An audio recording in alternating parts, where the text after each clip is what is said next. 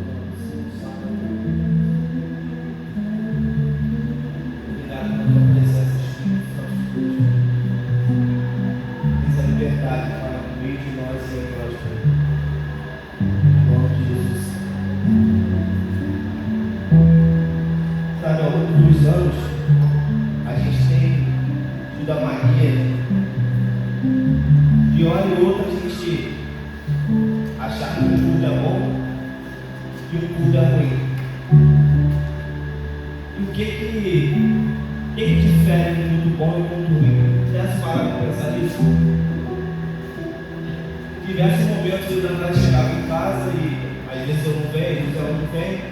E eu perguntando a ele, como é que foi o culto? Foi bom? E ela vice-versa.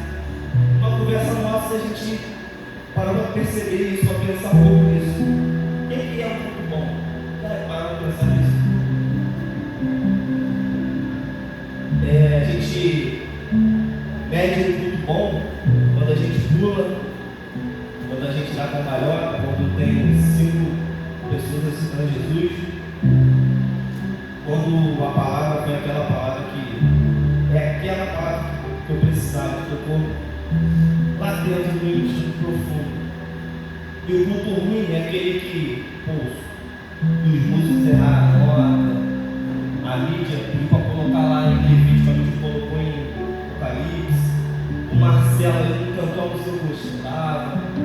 Isso é muito ruim. Enquanto que o Senhor, Ele espera que prestemos um culto a Ele, não assistimos um culto. Eu tenho falado isso comigo esses dias. Muitas das vezes nós vemos para esse lugar, e em várias ocasiões, e muitas das vezes a gente vem aqui, infelizmente, assistir mais um culto. E o problema de a gente assistir mais um culto é que você vai vir para esse lugar, você vai olhar para o pregador, vai louvar, mas a sua vida não vai mudar em nada. Enquanto que, quando nós prestamos um culto ao Senhor, nós, independentemente se o som está bom, se a mídia colocou aí está certo ou errado, nós só queremos cantar Jesus, Jesus, Jesus. Nós olhamos mais para um lugar nenhum, a não ser para Ele. Em Lucas 17, 21, fala um pouco disso.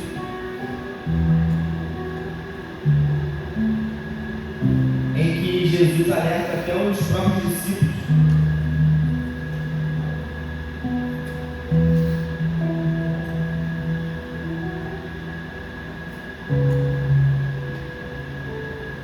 Os fariseus da época, vou ler a partir do 20, que diz assim, Lucas 17, 20, certa vez, derrubado pelos fariseus sobre quando se daria a vida do reino de Deus, Jesus explicou, não vem o reino de Deus com visível aparência, nem haverá anúncios, eles aqui ou está lá, pois o reino de Deus está entre vós.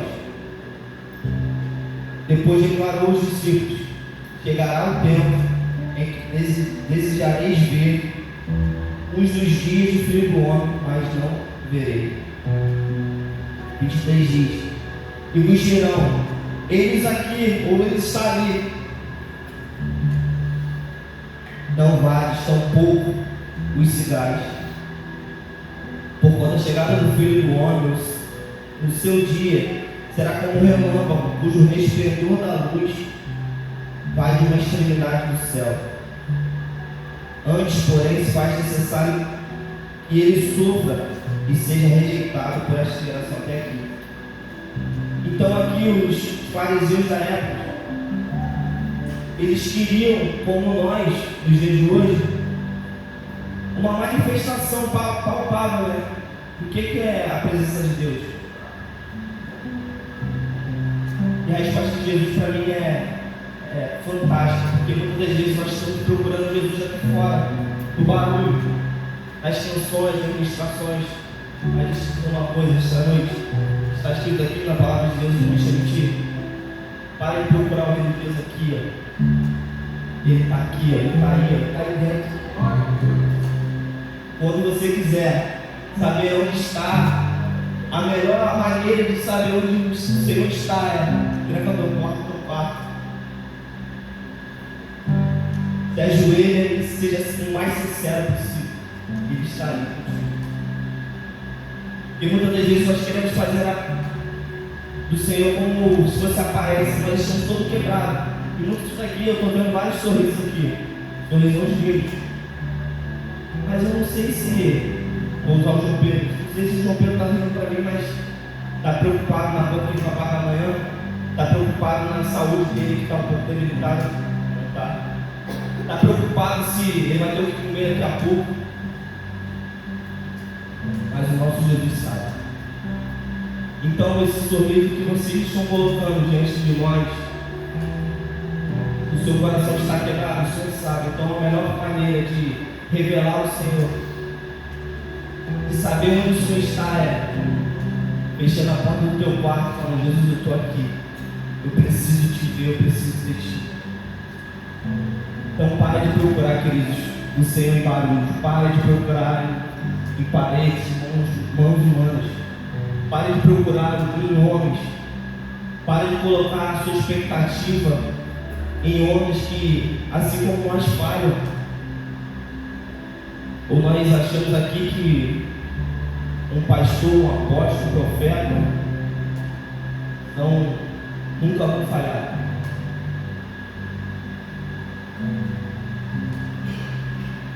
Os fariseus perguntaram para o Senhor, para Jesus: Jesus, onde tu estás? A resposta de Jesus nesse texto é linda. Traduzido por Jesus é: para de procurar aqui fora, que está dentro de vocês. Então a nossa geração, como nós estamos aprendendo já há algum tempo nesse lugar, a nossa geração é uma geração distraída. Uma geração que nós estamos usando a palavra aqui do frenesi. A gente precisa de emoção. A gente precisa de... Não, o jovem tem que se movimentar. Não, a gente tem que fazer saída. A gente tem que estar em alguma atividade, porque senão a gente vai esfriar. Enquanto que Jesus está, cara, eu não estou na saída, eu estou na movimentação, eu estou dentro de vocês. Nossa geração está viciada em atrativos, eu assim posso falar. É interessante que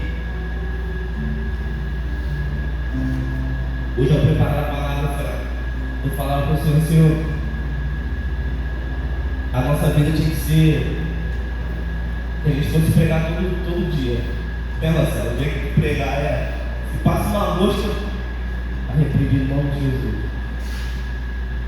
E a gente dá uma topada, eita glória, aleluia. Se a criança chora diferente, a gente fala: essa mês vai passar. Brincadeiras à parte, mas nós estamos num tempo em que nós temos que andar. Se nós andarmos mais vigilantes, nós temos que dobrar nossa vigilância. E a última palavra que eu tive ministrando aqui, eu lembro que eu falei no texto que diz que os que está em Apocalipse, eu não me recordo onde está exatamente, está na Bíblia, os que são sujos, eles iriam sujar mais. Os que são santos, eles precisariam se santificar mais. E é interessante nesse texto, eu nunca já parado de pensar nisso. Muitos de nós conhecemos amigos que, cara, eu sei que estou na vida errada, mas não, deixa a senhora ficar. E eles estão cumprindo a palavra. Olha que engraçado. Cara, não suja mais ainda. E nós, os que dizemos que somos santos do Senhor, estamos nos santificando mais ainda.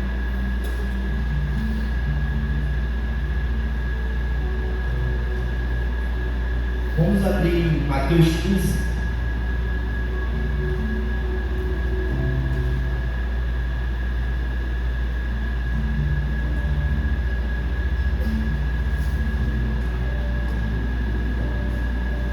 Mateus 15, 21.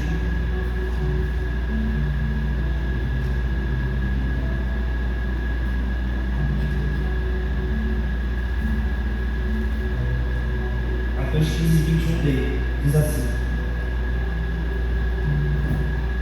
deixando aquele lugar, Jesus retirou-se para a região de Tiro e de Sidom. E eis que uma mulher cananeia, natural daquelas regiões, veio a ele clamando: Senhor, filho de Davi, tem compaixão de mim. Minha filha está horrivelmente tomada pelo demônio. Ele, porém, não lhe respondeu qualquer palavra. Então os seus discípulos, aproximando, pediram: manda essa mulher embora, vem gritando atrás de nós. chata pra caramba. 24 diz: ao que Jesus replicou: eu não fui enviado senão as ovelhas perdidas da casa de Israel. Chegou então a mulher e o adorou de joelhos suplicando: Senhor, ajuda-me. Ao que Jesus respondeu: não é justo? Não é justo tirar os próprios filhos para alimentar os cães de estimação? Os cães de estimação ele estava afirmando. O 27 diz: ela porém replicou: sim, Senhor, mas até os cães de estimação comem das migalhas que caem da mesa do seu dono. Até aqui.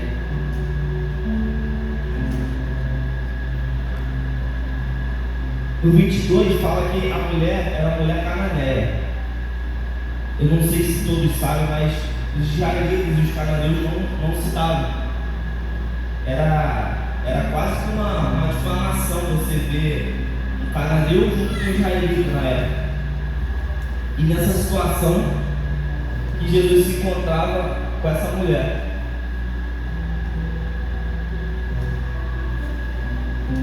E é interessante nesse texto também é que a fome dessa mulher nos parece muito com a fome do que a gente diz que estão lá fora dos não crentes. Há pouco tempo eu não fui, mas eu vi relatos e os jovens foram para Santa Sofia e alguns vieram sim falar. E a fome dos jovens era tanta que eles pensavam que iria ter alguma resistência por ser próximo da igreja católica e tudo mais, estava tendo uma festa. Mas, para surpresa deles, toda a palavra que eles falavam na direção dos outros jovens, dos mais velhos, eles percebiam uma sede, uma fome violenta. E esse texto fala que essa mulher, sendo cananeia, e ela pediu ajuda ao Senhor, como diz aqui no texto. E aí o Senhor falou: cara, esse cara não é contado. Cara, como que eu vou tirar do meu filho Rômulo, da minha filha Miranda, eu vou te dar? Você não é minha filha, você é cananeia. E a resposta dela é fantástica. Senhor, então deixa eu comer só de migalhas de cara na tua mesa. Eu já me satisfaço. E o que eu aprendo nesse texto é que o Senhor tem colocado na mesa para os filhos. E os filhos não têm comido o pão que o Senhor tem servido. Enquanto que os que estão lá fora, eles querem comer pelo menos as migalhas que caem na mesa. Nós, filhos, nós não temos nos servido, nos alimentado do pão que o Senhor tem nos servido todo dia. Enquanto que nós paramos para conversar 5 minutos com um não crente, a gente está qualquer migalha, irmão. Qualquer migalha, irmão. E eles vão ficar fascinados pelo Senhor. E é isso que esse texto está falando, essa mulher está falando. E no final, o Senhor fala para ela: ó mulher, grande é a tua fé, seja feito conforme queres. E naquele momento exato, sua filha ficou sã. Então, como filhos maduros, experimentados no Senhor, como nós temos que nos servir da mesa do Senhor. O apóstolo utilizava uma analogia aqui no domingo, como um buffet, que nós fazemos do Senhor um buffet, um self-service. Que vai no self-service, a gente vai ficar comendo, tem várias proteínas lá, um arroz integral. Todo mundo aqui mexe na jaca, quando vai no self-service, não, comer arroz integral. Não, Marcelo, vou comer arroz integral, só posso comer o frango grelhado. E muitas das vezes nós fazemos isso com o Senhor também. Senhor, aí está muito para mim, essa luta está muito para mim. Não está para mim não. O Senhor não é só sexo. Tem um texto conhecido e muito bonito que, acaso nós sermos maus, damos boas coisas aos nossos filhos, de lá o Senhor, querido. E Ele tem cuidado de nós, sabe? Uma reflexão que nós fazemos muitas vezes só quando estamos na vida. Feche seus olhos 5 minutinhos só. Feche seus olhos 5 minutinhos. Agora pensa naquela hipótese que você podia ter se acidentado no trabalho, no trajeto do trabalho, em algum livramento.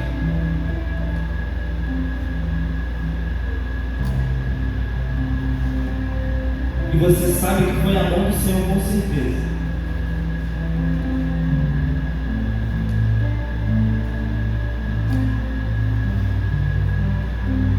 E muitas das vezes nós não damos valor àquilo que o Senhor tem colocado à mesa.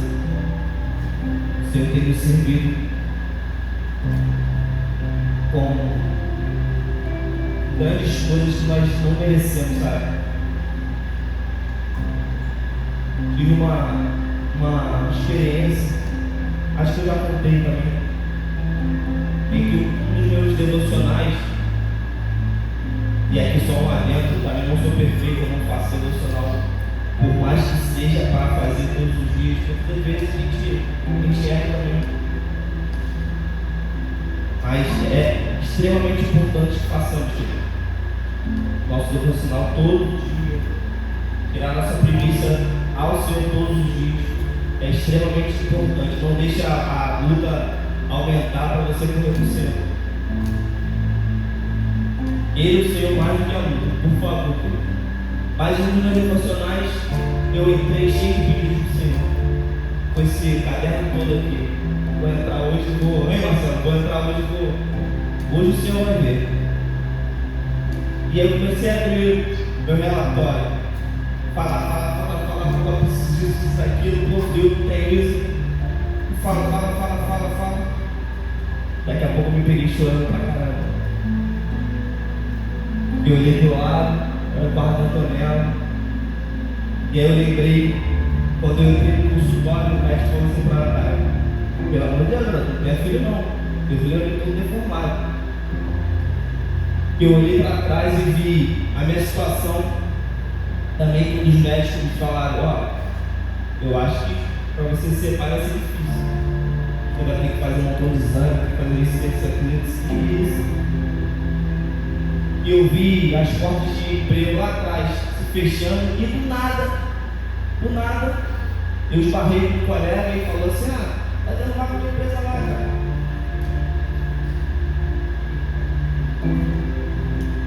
Eu olhei para cima e vi uma casa toda mobiliada. Eu olhei pro banheiro e vi um blindex do Marcelo. Vi um chuveiro, água quente. Mas eu não tenho que reclamar. E muitas das vezes eu falo isso para te pressionar, mas muitas das vezes nós estamos no meio de tudo isso. Só que nós sempre queremos a mais. Eu estou com o telefone Motorola, sei lá. Não, mas eu tenho um iPhone igual do João Pedro. Aí eu sou o João Pedro, eu tenho um iPhone 15. Ou eu queria um iPhone 17 igual do Marcelo. Eu tenho um 17 do Marcelo. Poxa, eu queria um iPhone 20 igual da Tchadiana. Eu queria um carro igual do Marcelo. Eu igual do Marcelo, eu queria uma. E a gente está sempre assim. Enquanto que o Senhor está, filho, tem te dado tanto. Tem te dado tanto. Na verdade, nós não precisamos de nada.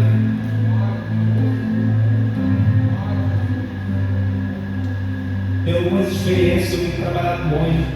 E muitas delas nem falam para Natália para não me preocupar. Mas quantos acidentes eu tenho me livrado? Um dia antes da minha filha nascer, eu e o colega quase rodamos com o carro. Eu até brinquei com ele, falei: pô, um dia antes. Depois eu falei: Senhor, eu não tenho como pedir nada, querido.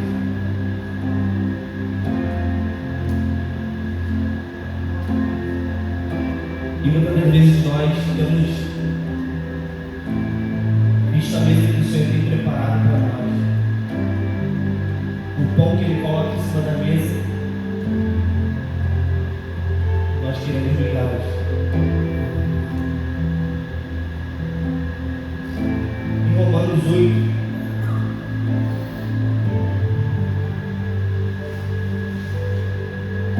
Romanos 8, 10.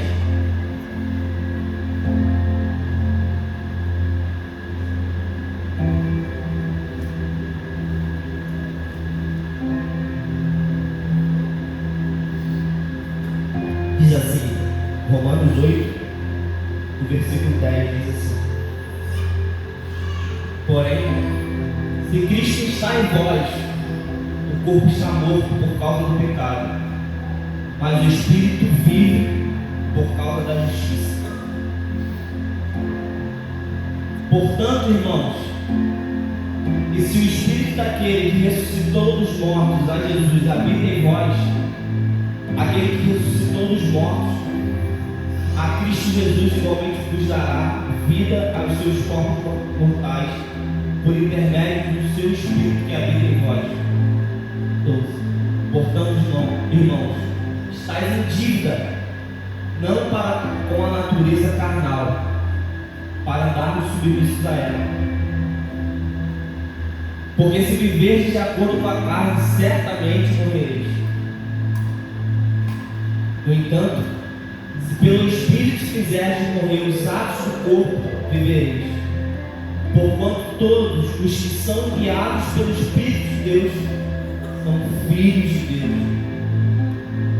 Pois vós não recebeste o Espírito que vos escravizes para andar, mas uma vez mais atemorizados, mas recebeis o Espírito que os adota como filhos, por intermédio do qual podemos clamar: Abba, Pai.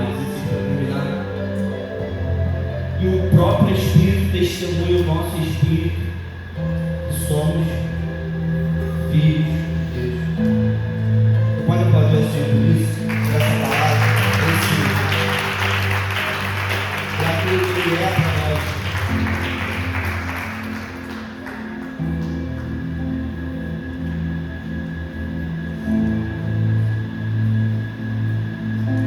Nós somos filhos, querido.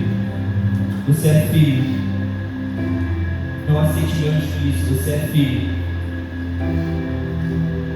Ainda que seus dias sejam dias de poxa, esse cara sabe o que está falando. Você é filho. Ainda que sua mente e suas culpas digam o contrário, você é filho. Você é filho.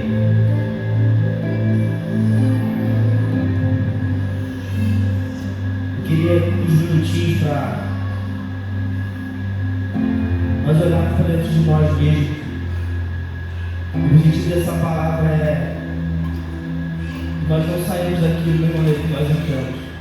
Na verdade, todo dia que você entrar por essa porta, fala para o Senhor: Senhor, tira de mim um pouco mais. Tira de mim um pouco mais e coloca um pouco mais do Senhor. E a partir de hoje, quando entrar por essas portas, nós não venhamos mais a assistir o culto, mas a prestar o culto ao nosso Pai, ao nosso amigo Jesus. Curva a nossa cabeça, vamos orar. Quero te convidar a ficar mais à vontade possível. Essa breve palavra, se você quiser sentar ao chão, se ajoelhar, se você que ora em línguas, quiser orar em línguas, seja livre, em nome de Jesus. Olhe para Jesus agora, veja tudo que Ele está fazendo no nosso meio, na sua família principalmente. Veja tudo que Ele está fazendo em você, nos seus filhos, nos seus negócios. Olha para Jesus e vê tudo que Ele já fez lá atrás. É interessante que o inimigo, a todo tempo, ele fica apontando: ó, você não tem isso. se você não é feliz, você não tem aquilo.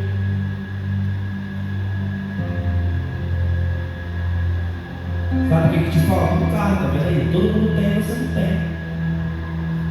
A todo tempo, o inimigo coloca em nossas mentes culpas, derrotas, muitas das vezes escolhas em que fizemos erradamente. Mas deixa eu te dizer uma coisa: você é filho de Deus, você é filha de Deus, amada, escolhida. A promessa lá atrás não mudou. O Senhor te escolheu no ventre. Você não é obra do acaso. Você não veio a esse mundo porque não tinha nada para fazer. O Senhor estava sem nada para fazer e te trouxe esse mundo para você sofrer.